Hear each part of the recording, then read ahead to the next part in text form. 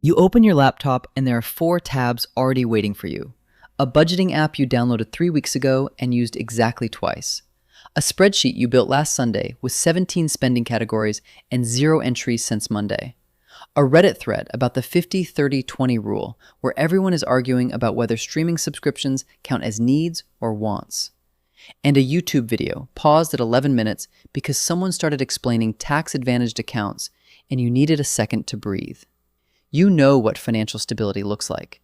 You've read about it, you've watched videos on it, you know all the vocabulary: emergency fund, index funds, compound interest, net worth. You've collected the knowledge, and somehow, knowing more has made the whole thing feel harder, not easier. Because now you don't have one system to follow. You have 9 half systems running in parallel, none of them connecting. And somewhere in the middle of all that complexity, your money is still just disappearing every month the exact same way it always has. Here's what nobody tells you. The people who are quietly, consistently, almost boringly financially stable, they are not doing more than you. They are doing significantly less. They've stripped money management down to a handful of rules so clean and minimal that the whole system basically runs itself. If this is the kind of thinking you actually want, practical, real, no fluff, hit subscribe. Everything on this channel is built around understanding how money actually works, not just collecting more advice that never moves the needle. Drop a like too if this lands for you. Now let's get into it. Before the rules, one thing needs to be clear. This is not about cutting your morning coffee or canceling the one streaming service you actually use. That kind of advice treats symptoms. What you're about to hear are the structural decisions, the ones that either make financial stability automatic or make it basically impossible no matter how hard you try. Minimalism applied to money works the same way it works in any area of life.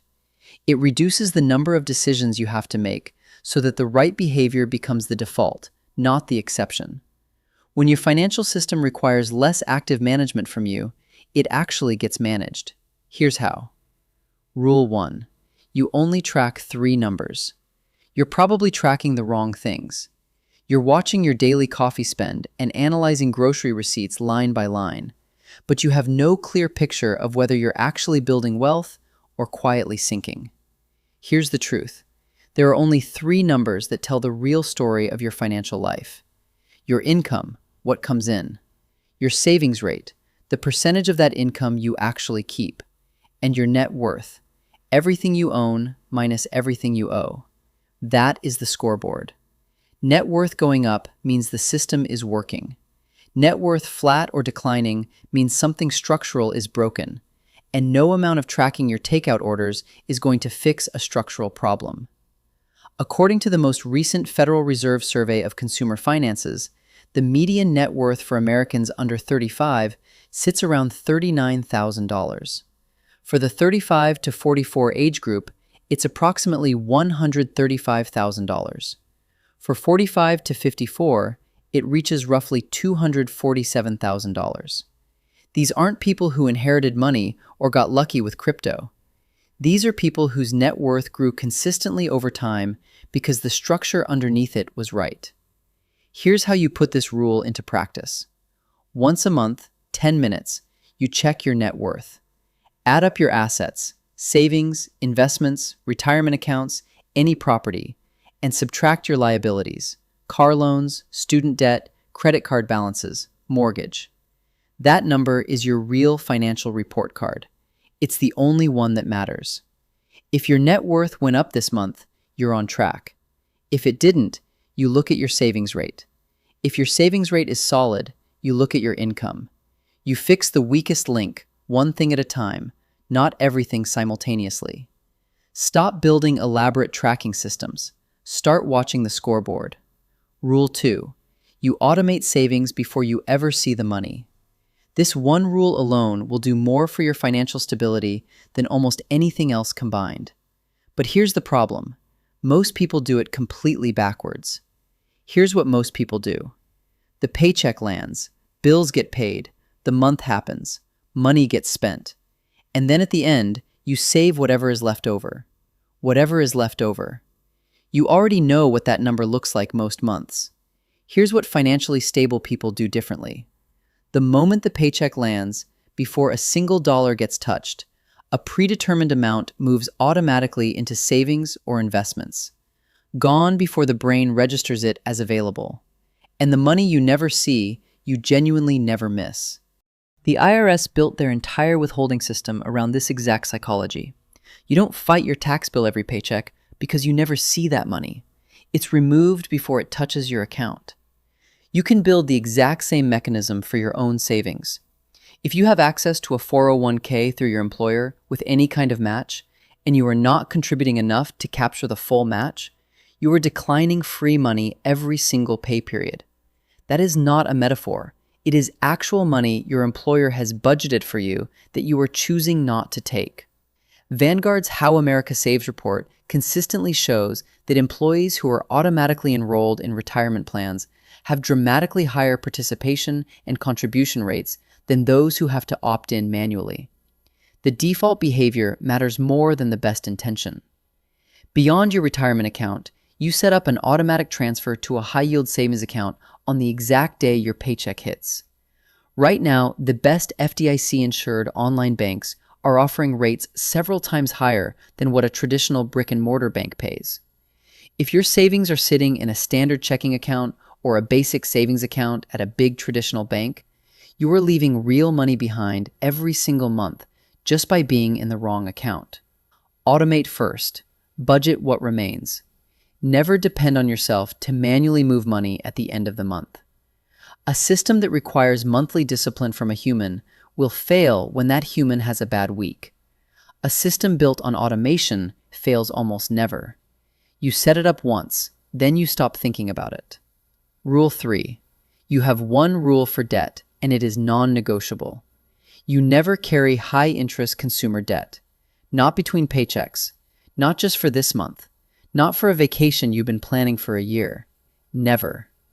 High-interest debt, anything above roughly 8% interest, which includes most credit card debt in America right now, is the single most effective tool for destroying financial stability that exists. Because unlike every other financial vehicle, debt doesn't just stop compounding. It compounds against you. Here's what that looks like in your real life. The average credit card interest rate in the United States is currently above 20%. If you are carrying a $5,000 balance at 20% APR and making only minimum payments, you will pay close to $5,000 in interest before that balance is gone. That's nearly doubling the original amount, not in any return, just in cost. Now take that exact same $5,000 and put it into a broad market index fund averaging 8% annually. In 10 years, without adding another dollar, that $5,000 becomes over $10,700. The debt version costs you money every month it exists. The investment version makes you money every month it exists. Same dollar amount, completely opposite financial trajectories. The minimalist approach to debt doesn't need a complicated spreadsheet. You pay off high-interest debt aggressively before you do almost anything else with discretionary money. You use credit cards only as a payment tool, meaning you pay the full balance every month, every time, without exception. The card is a convenience tool, not a borrowing tool. If you're carrying balances today, you use the avalanche method. You list every debt by interest rate, from highest to lowest. You make minimum payments on all of them. You direct every extra dollar toward the highest rate debt first. When that's cleared, everything that was going to it now attacks the next one. You repeat until you're free. It's not exciting, but paying 20% interest on last year's hotel stay is significantly less exciting. Rule 4. You spend freely in 2 categories and cut everything else ruthlessly. This is where minimalist money thinking gets really interesting. And it is probably the rule most people are getting exactly backwards. Most budgeting systems tell you to cut everywhere, spend less on everything, sacrifice across the board. What this actually produces, in almost every case, is financial fatigue. You restrict aggressively for 6 or 8 weeks, then you burn out. Then you rebound and spend impulsively because you've been white-knuckling a system that treats every dollar the same, when they are absolutely not the same. Here's the reframe. You identify the one or two spending categories that genuinely improve your life in a meaningful, repeatable way. Not a category that feels good once, a category where spending regularly produces real satisfaction or real value in your daily existence. Maybe it's the neighborhood you live in because it cuts your commute by 40 minutes and gives you your evenings back. Maybe it's quality food because what you eat directly affects how you feel and how you work. Maybe it's the gym you actually use or the childcare that creates the mental space to perform well at your job. Whatever those categories are for you, specifically, not for anyone else's life. In those categories, you spend freely. No guilt, no second guessing. The money is doing real work. But in everything else, every other category, you are ruthlessly minimal. You buy reliable used instead of new. You downgrade without apology where it doesn't materially affect your daily life. You cancel anything passive or forgotten. You treat the rest of your budget the way a lean business treats overhead, always looking to reduce it. Research in consumer psychology consistently shows that concentrated spending on a few meaningful things generates significantly more lasting satisfaction than the same money spread thinly across many average things. 2 things you genuinely love beat 12 things that are just fine. The question worth sitting with honestly is this: what 2 spending categories actually make your life meaningfully better? Those categories get funded first. Everything else gets minimized. That's the complete framework. Rule 5. Your lifestyle doesn't rise automatically when your income does. This is probably the most financially damaging pattern in the lives of people in their late 20s and 30s, and almost nobody names it directly. Here's the sequence you've probably lived or watched someone else live. You get a raise or land a better job. Your apartment starts feeling a little small. You upgrade. Your income is higher, so the car payment feels more manageable, so you go a level up. You're earning more, so delivery a few nights a week seems reasonable. Your subscriptions stack up. Each individual decision makes sense in the moment, and 2 years later, your savings rate is exactly where it was before the raise. This is lifestyle inflation, and it compounds in the wrong direction with the exact same math that investment compounding works in the right direction. Here's the data point that should make you stop. According to Bureau of Labor Statistics data, the average American worker's wages have grown meaningfully over recent years. But the personal savings rate in the United States has remained historically low, frequently sitting under 5% of disposable income. People are making more money. Their lifestyles are growing to absorb every dollar of it. Their financial stability isn't moving.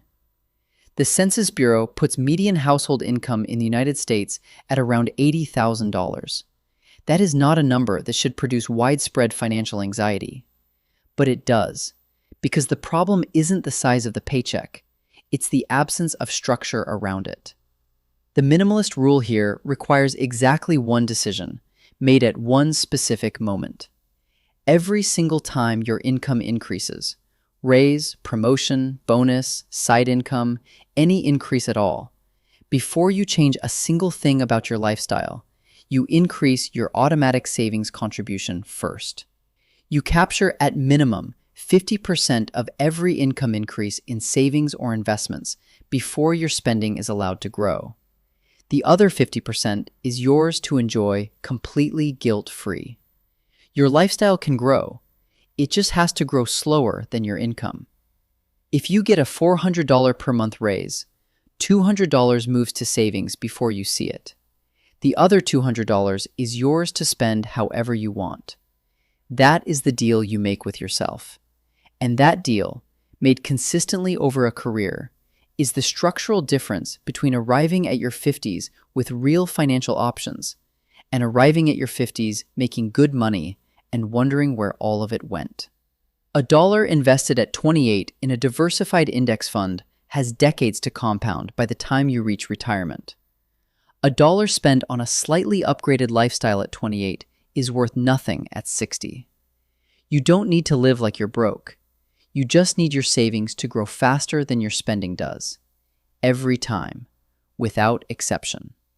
Here is what this whole system actually looks like in practice.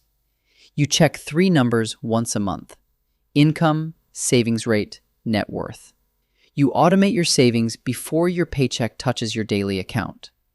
You never carry high-interest debt.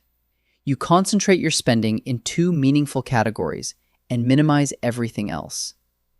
And every time your income grows, you capture at least half of it in savings before your lifestyle adjusts. Notice what is not on this list.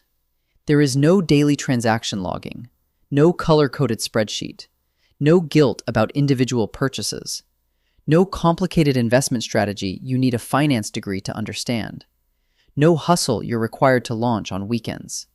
Just 5 structural decisions that, once made, largely take care of themselves. Financial stability is not an income problem for most people. The data makes this clear. What separates the person who feels financially stressed at $90,000 from the person who builds real wealth on $60,000 isn't how much they make. It's that one of them has a structure where the right behavior is automatic, and the other is managing money manually, reactively, and optimistically, which doesn't work for almost anyone long term. You don't need more discipline. You need fewer decisions. You need a structure that makes financial stability the path of least resistance, not the path of maximum effort. So you start with Rule 2. Not next week, not after you figure out the full budget. Today. You open your bank account, you set up one automatic transfer to a high-yield savings account. You pick an amount, any amount, and you set it to move on the exact day your next paycheck lands. That one action, taken today, makes you a structurally different person than you were this morning. And the person who automated their savings today is the same person who pulls up their net worth in 5 years, watches it climb, and genuinely cannot remember why they ever thought this had to be complicated.